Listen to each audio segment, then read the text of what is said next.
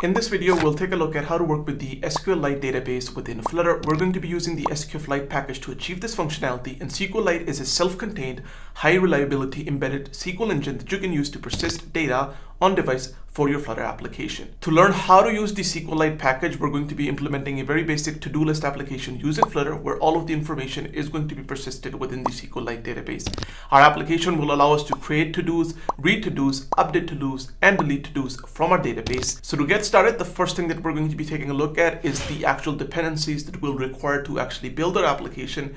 And we're going to be only using two packages. The first is going to be SQFLite, which is going to allow us to work with the SQLLite database. So let's copy this dependency, come back to the pubspec.yaml file and paste that under the dependencies section. As a side note, links to all of the resources that I mentioned within this video, as well as a link to the source code, can be found in the description below. So feel free to take a look at it if you're confused at any point. Once this is done, the other package that we're going to be using is called path. And path is basically going to allow us to perform path manipulation, which we're going to be using to basically combine together different file names and paths so that we can have a path to the actual place where we'd like to access our database or save our database to. So path is really important for that. So I'll copy the dependency for this, then minimize the browser window, come back to pubspec.yaml and paste this as another dependency. Now that this is done, since I had the Flutter extension installed, it automatically detected the changes within the pubspec.yaml file and automatically ran flutter pub-get. If it doesn't run for you automatically, what you'll have to do is basically open up a new terminal window, then navigate to the folder within which you have your root of your Flutter project, and then run the command flutter pub-get, and this should pretty much do it for you and get the dependencies and inject them within your project.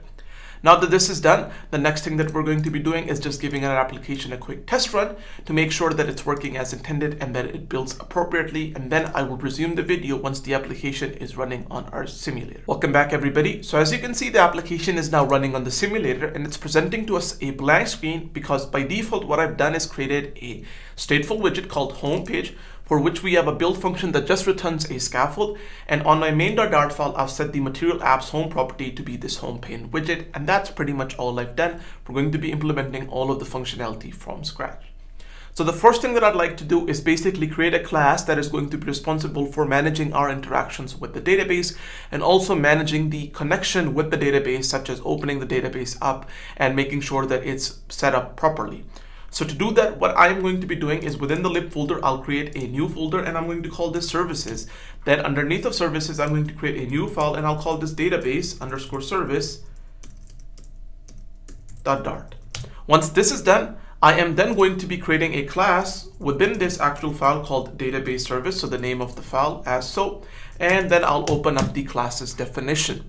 The first thing that I'd like to do is basically implement some functionality within the class so I can ensure there only ever exists a single instance of the database service class within the lifecycle of our application, and that the user isn't able to spin up other instances of this class, and the singleton instance is basically going to be the one that's going to be responsible for then opening the database for us and allowing us to interact with the database. So to do this, the first thing that I'm going to be doing is basically on the database service class, I'm going to be creating a static variable and I'm going to say static final, and this is going to be of type database service, and then I'm going to call this instance like so, and then I'm going to set this equal to database service dot instance. We could use something like a service locator package to also achieve this functionality such as get, but this is the most bare bones way of implementing a singleton pattern within Dart so that there only ever exists a single instance of our database service. Once this is done, the next thing that I'm going to be doing is basically saying that I'm going to create a constructor for the database service class that is going to be private. So I'm going to do database service dot underscore constructor like so. And that's pretty much all we have to do. And then here where I'm setting the instance to database service dot instance, it actually needs to be dot underscore constructor like so. And that's all we had to do. So now that this is done, the next thing that I'm going to be doing is basically creating an actual function that is basically going to set up our database when the actual database service gets created. So for that, what I'll do is the following. I'll say that there's going to be a function that returns a future, and the future that it returns is going to be of type database. This class is going to come to us from the SQLLite package. Once this is done, I'm going to say that this function is going to call the getDatabase, and it's going to take no parameters, and then I'll mark it as async and open up the function body. The first thing that we have to do within this actual function is deduce where is the place where our actual database is going to exist. A handy function that's going to allow us to get the path for the actual database directory is as follows. I'll create a variable called database dir path, and I'm going to set this equal to await, and then we can do get database path like so. And this is going to provide to us the actual directory where we can store our database. As you can see, it says on Android, it is typically data/database /database. Once this is done, I'll construct the complete path for the database. So this includes the path that we've currently gotten to the database directory, as well as the name for our database.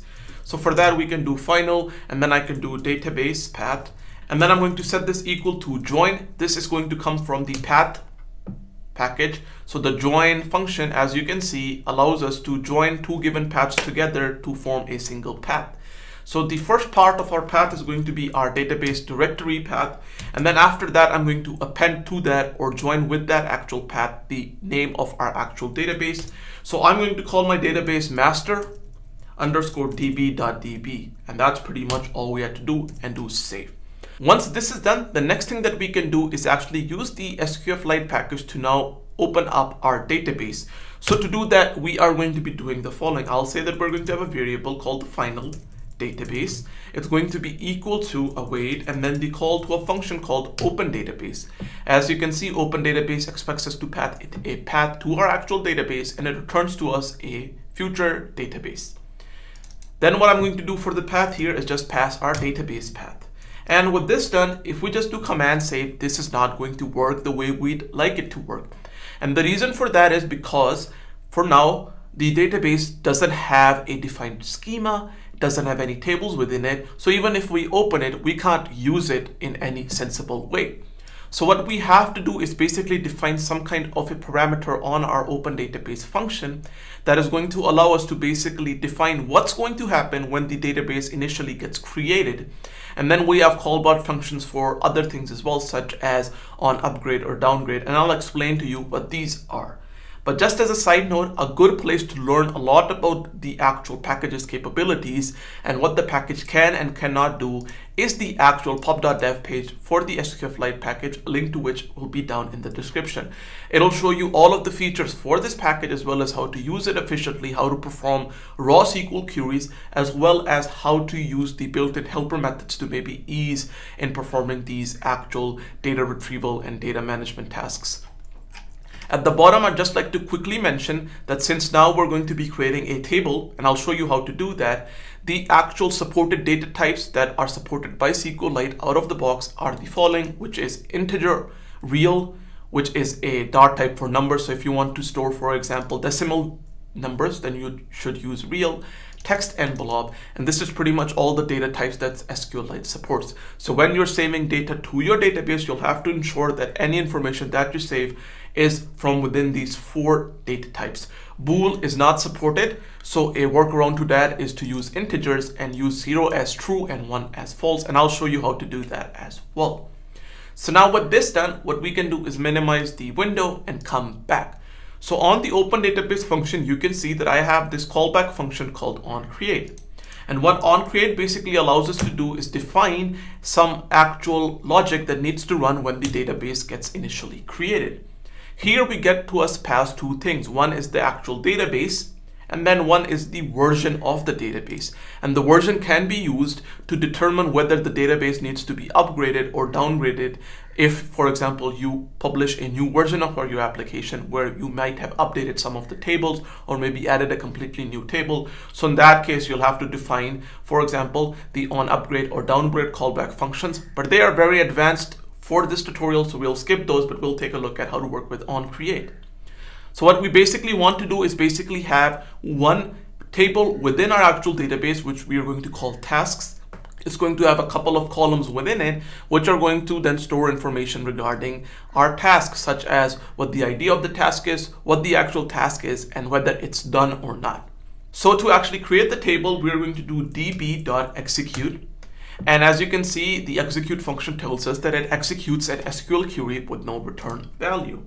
that here what I'm going to be doing is passing a multi-line string to a string that I'm going to break onto multiple lines. So for that, we're going to use 3 quotes and then 3 quotes at the end. And in the middle, we can actually add a multi-line string. And what I'm going to be doing is as follows. Firstly, I'm going to say that I'm going to create a table. So create table, and this is basically a SQL query that we're writing. So here you're seeing SQL syntax. And then what is the name for our actual table going to be? What I'm going to do is actually create a property on my actual database service class, which will actually keep a track of what the name of the table is. And the reason for this is because we're going to be using this string at various different places. It's better to add that as a property to our database service so that we can avoid making mistakes. And then I'm going to say that we are going to create a table, and then the name of the table will be the value of this actual variable called underscore tasks table name, and then I'll interpolate that within our string. Once this is done, then what I'm going to be doing is basically defining what are the columns for this table going to be. Well, I require 3 columns within this table. The first is the ID column, and that's going to be auto-incrementing and the primary column for this actual table. Then we're going to have a column for the content, which is going to be string or text, I should say. And then after that, we're going to have a column for the actual status of our task, so whether it's complete or not. So let's create them. So to define that we are going to have a column within this table, we have to first define the name of our column. So I'll do the same as I've done before. I'll basically create a property on my database service class called underscore tasks ID column name and set it to ID. And then I'll copy in the other 2 ones as well, which is the actual column name for the content of the task, which is just content, and the column name for the status, which is just status. With this done, I can come back here and I can do the following. I'm going to say that there's going to be a column, which is going to be the ID column, as this variable maps to ID. And then once I've defined the name, the actual data that's going to be stored within this column is going to be integer, like so. This is going to be the primary column, and it's going to be the primary key as well for this table. So now we've done that and we've defined our column.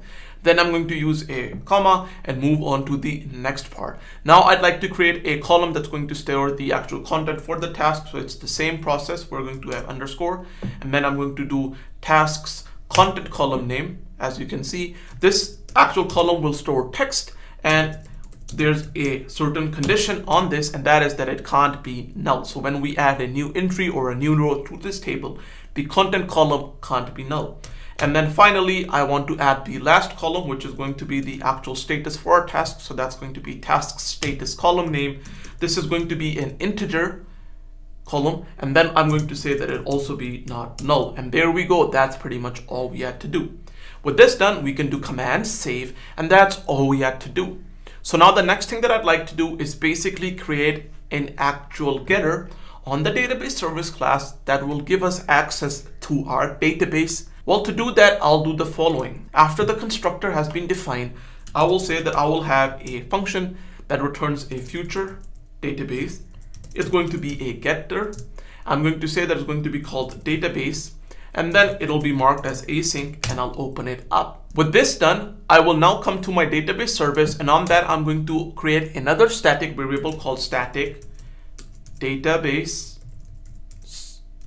And I'm going to say this is going to be optional, and then I'm going to do underscore db, like so. Then within the getter, I will come here and I'll say if the underscore db is not null. So if it's not null, then we just return the database, like so. And if for some reason it is null, then we have to firstly do underscore db is equals to, and then call our function await get database, so that we can correctly open up our database and then take that return value that this function gives us and save that within underscore db. And then finally we can do return db, like so. And there we go. That's pretty much all we had to do. And then finally, for the get database function, I forgot to do one last thing, which is that once we have opened our database, we need to return the database, because that's what the return type for our function is. And with this done, the actual setup process is now complete. And now the cool thing about doing it this way is that if I want to access my database service anywhere else within my application, for example, the home page, all I'll have to do is the following, which is to come to wherever I'd like to access the database, and then do database service dot instance, and I have access to the actual database. So now what I'm going to be doing is on the underscore homepage state, I'll create a variable final. I'm going to call that this is going to be database service, and I'm going to call this underscore database service and set this equal to database service dot instance. And now within our homepage state, using the underscore database service variable, we have access to our database service. So now let's restart our application and make sure that nothing's broken. And then we can move on to the next part, which is how to actually add information to our database now that we've actually created it. So to do that, we can come back to our database service, and here we can create a function which is going to be responsible for allowing us to add tasks to our database. So to do that, I'm going to come to the very bottom of this class and say that we're going to have a function that doesn't return anything. It's going to be called add task.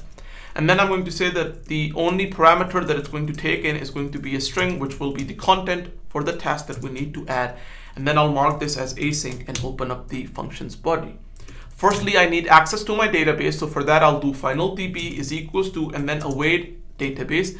And this is the getter that we're now using. And once we have access to our database, then I will do await db dot. And on the actual database object, we have a bunch of different functions that we can utilize to interact with it. One of them is insert, which is going to allow us to insert information within the database. We could also use raw insert, and what raw insert allows us to do is execute a raw SQL insert query. But I like to use insert because it's a little bit more user-friendly and easier for us to understand what's going on. For the table here, this refers to the actual table name. So this is going to be our tasks table name. And then the value here corresponds to a map, which has key value pairs within it. And the keys here need to correspond to the actual names of the column that we have defined when we are actually creating our table schema. So if I remember correctly, the two things that I need to provide are the actual content for the task and then the status for the task. The column is for the ID is auto incremented. So for that, I will define a map here. And within this map, I'm going to have two keys. One is going to be our column for the content. So I'm going to do task content column name, and the value for that is going to be set to the content that gets passed to us. And then the other is going to be the task's status column name. And then here the value will be 0 because by default a task will not be complete. So 0 refers to false. Then we do save, and that's all we had to do. So now with this done, we can come back to our home underscore page.dart file and start utilizing the actual database service here. But before we can do that, we need to create the actual UI elements that are going to display a site dialog within which we can add some information, and then call the function within our database service to actually add data to our actual database. So on the scaffold, I am going to define firstly a floating action button property and set that equal to a function called underscore add task button, like so. And then what I can do is within this class, after the build function has been defined, create a function returns a widget called underscore add task button. And then within this, I can say that I'm going to return a floating action button. The onPressed callback for now is going to be empty. And then the child for this is basically going to be an icon, which is going to be icons.add. So I'll just copy and paste that in and then do save. So now we can see the button appearing. Once I click on it, nothing happens. So then within onPressed callback, I'm going to call the show dialog function. There we go. And then we pass it the context as well as the builder that basically defines how the actual dialog is built. So for the builder, I'm basically going to say that we ignore the actual parameter that gets passed to us, and then we return an alert dialog like so.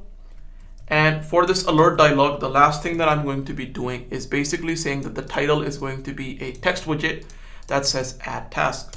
Then save, come back, click on it, and there we go. The dialog is now appearing, and if we click outside of it, it disappears as well.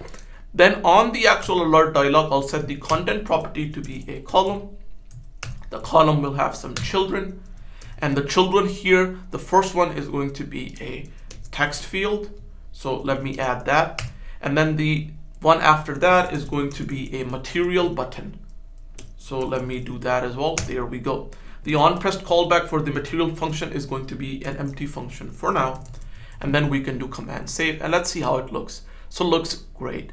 One thing I'm going to do is quickly adjust the styling for my column, or the layout attributes I should say. So the main axis size is going to be main axis size.min, and this should fix the actual sizing issue with our actual dialog. There we go, it looks good now. So for the text field, what I'd like to do is basically first add some decoration property to it, which is going to be of type box decoration. And on this, I'm basically going to say that the border is going to be outline input border, like so, and do save.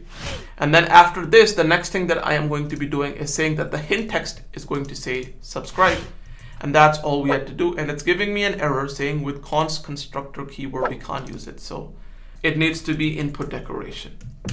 Let's do save, dismiss the dialog, see it again. And there we go. Now we have this outline border around our actual text field. Then what I'd like to do is basically add a callback to my text field, which is onChange, which basically provides just the value within the text field every time the user types something into it. And then what I'd like to do is actually on my home underscore page.state class, I'd like to create a property string optional underscore task and set that equal to null by default. And then within the actual callback function for the text field, I'd like to call setState and then say that underscore task is going to be equal to the value that the user puts within the actual text field. And that's all we had to do. Our text field has now been set up properly.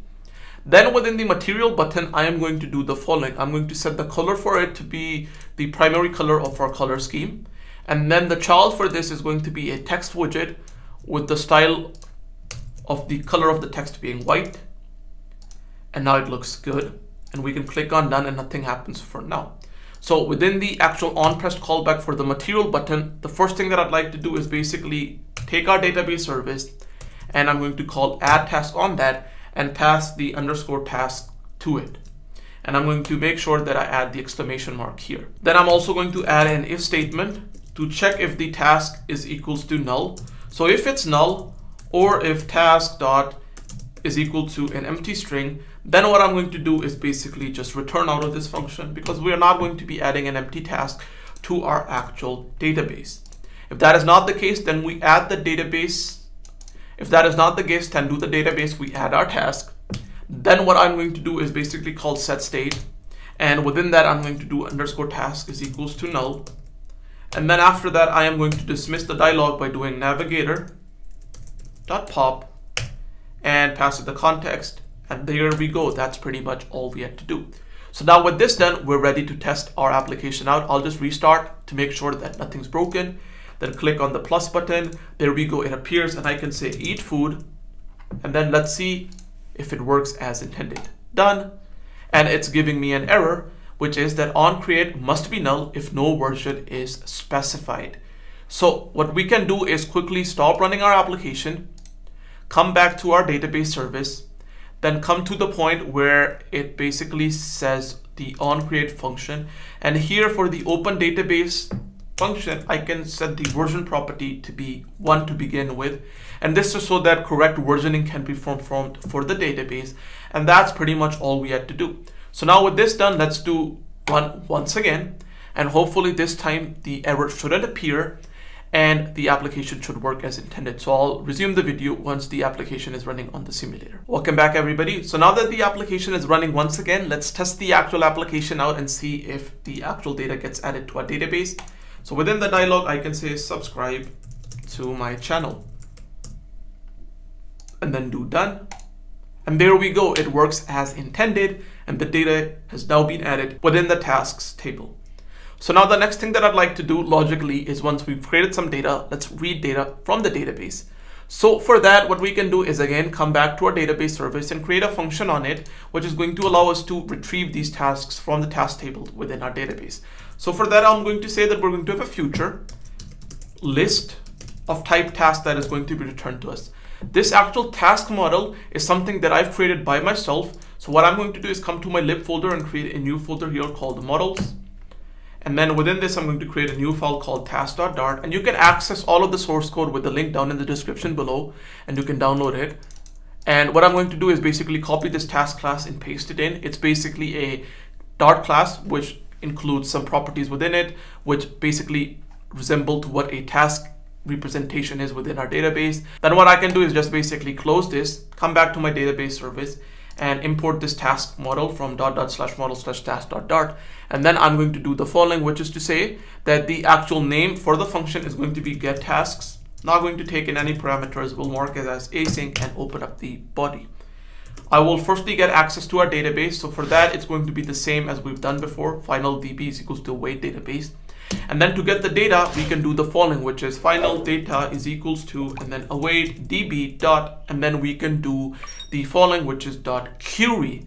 And here what I'm going to be doing is basically passing in the table name, which is going to be underscore tasks table name. There we go. With this done, before we proceed any further, let's do print data. Then we can open up our actual debug console by doing the following. And then what I can do is come back to my home underscore page.dart file and basically create the mechanism here by which we can actually interact with this actual function and actually utilize the return that it gives us. So to do that, I am going to firstly come to the build function. And on my build function, I am going to say that I am going to have a body property, which I'm going to set to a function called underscore tasks list, like so. And once this is done, I can then come to the bottom of my actual class. And here I'm going to do the following, which is to say that I'm going to return a widget from this function. It's going to be called underscore task list, and then open up the body, within which for now I'm going to say that I'm going to return a future builder, which is an actual widget that allows us to consume a future. And as you can see, we get from the get tasks function a future returned to us. And then when the future resolves, or when it's being resolved, we can use the builder to define what actually gets returned for the actual widget. So the future here is going to be underscore database service dot, and then get tasks, like so. And then the builder here basically is going to be the following. It's a function that takes in a context and a snapshot. And for now, I can say that we return a container, just so that we can test things out. Let's do Alt-Shift-F, Command Save, come back to our database service, see that the get tasks function is giving us an actual error. So we can do list optional for now. Let's restart our application and let's see what happens. So as you can see, within the actual console, there gets this list printed out, which currently contains one map within it, which has the ID for our task being 1, the content being subscribed to my channel, and then the status being 0. So now what I'd like to do is basically take this list of maps and convert that into a list of tasks. So that's going to be fairly simple to do. The thing that I'm going to be doing is removing this print statement and saying that I'm going to have a variable of type list task. And then I'm going to do task is equals to data.map. And then for every element that we get, I transform that element into a task element. And then here I can do eID, eStatus, and then eContent. There we go. And then I can take this iterable and make that into a list. And then the last thing that we have to do is basically say that the actual ID that we get, it's not going to be object optional, it's going to be as int. For the status, it'll be as int as well. And then for the content, that'll be as string. And with this done, we can now test things out. So Alt-Shift-F, Command Save, and basically say that I'm going to return the tasks. There we go. And then I can remove the list task optional from here. Just say that we return list task. So with this done, we can come back to our home underscore page. And then we can actually work on our future builders builder function to now actually show these tasks on the screen. So to do that, it's going to be fairly simple. We're going to be utilizing a list view widget to actually display these tasks. So I'm going to say that we'll return a list view. And since we do not know how many tasks we'll have and we'll have to programmatically build them, we're going to use the list view.builder constructor. The item builder here is going to take in the context and the index for the actual list tile that it's building, or list item, I should say.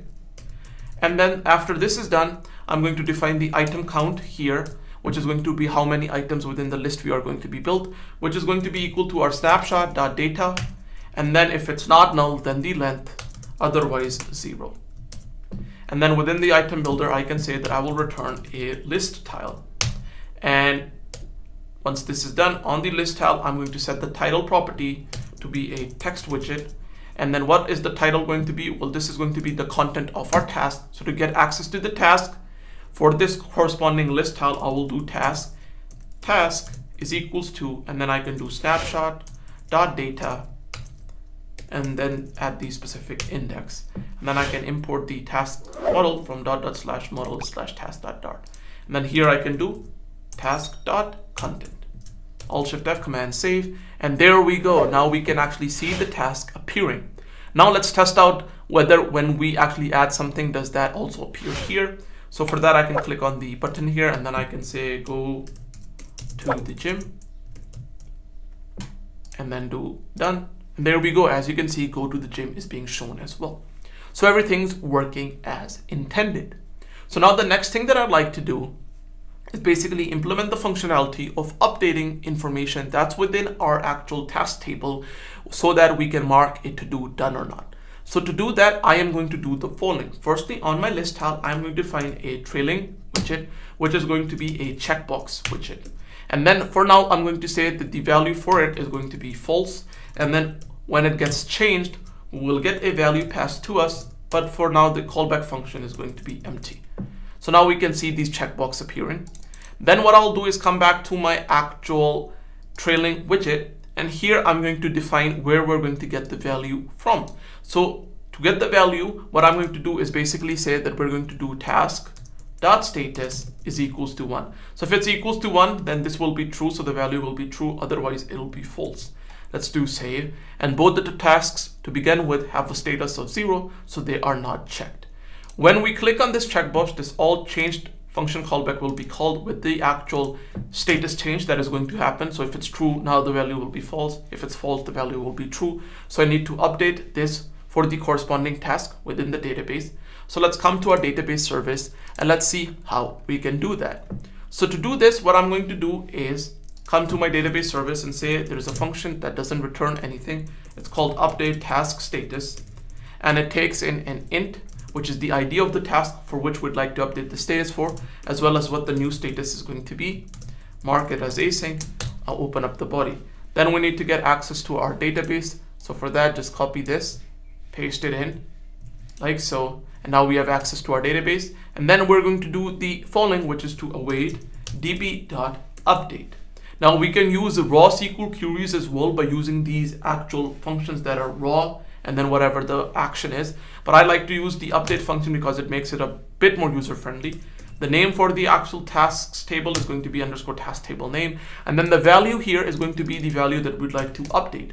So here what I'd like to update is the status. So I'm going to say that the map will only contain one key, which is the status column. So underscore task status column name. The value for which is going to be the status that we pass. But if I just leave everything like this, it's going to go ahead and update the task status for all of the tasks that are within our task table. And I don't want that. I want this query to be performed for a specific row on the table.